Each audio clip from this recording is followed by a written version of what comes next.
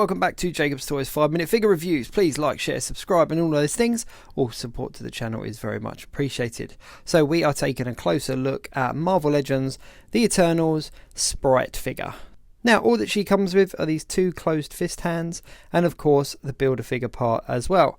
But she is a smaller figure because obviously in the film and the comic books she is a child. So if I just pull in one of the others just so that you can see the scale, she is much shorter than the other figures.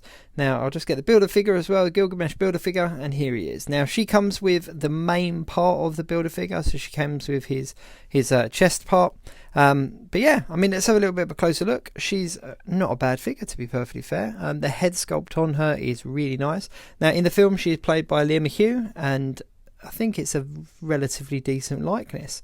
There's no two ways about it. It's definitely a nice head sculpt and hairpiece. The actual figure itself has got a lot of nice detail in it, and the suit is made up of a kind of a silver and a metallic blue, and there's quite a lot of articulation for a smaller figure. All the standard points of articulation that you would come to expect from this type of figure. Maybe just adjust the feet a little bit and just match the patterns up on her legs, and there we go. So obviously in the comic book Sprite is a boy and then later on a girl, and in the movie they are showing her as a girl. Now the Sprite character is actually quite a funny one, if I'm honest. There's quite a bit of history behind it, and he's kind of known, or she's kind of known as a prankster. So she's done various different things throughout time. Two of my favourite little bits of trivia is that she was the one that supposedly gave Shakespeare the inspiration for the character Puck, obviously when she was portrayed as a boy, but also was the inspiration for Peter Pan as well. You know, throughout history she's been on the earth for thousands of years and supposedly influenced those two characters in the various novels, which is really quite cool. Now, compared to the other Eternals, she is a character that decided to stay as a child, and also in the comic books was a child actor as well, I believe, at some point.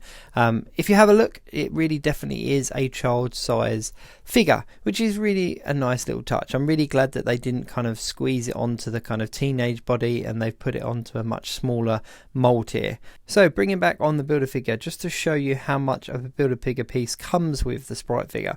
So you are getting your value for money. You're getting a good torso piece for the Build-A-Figure, but you're also getting this child action figure as well of Sprite. Now the back of the box simply says Sprite has the ability to cast lifelike illusions and is an Eternal, much stronger and cleverer than she appears.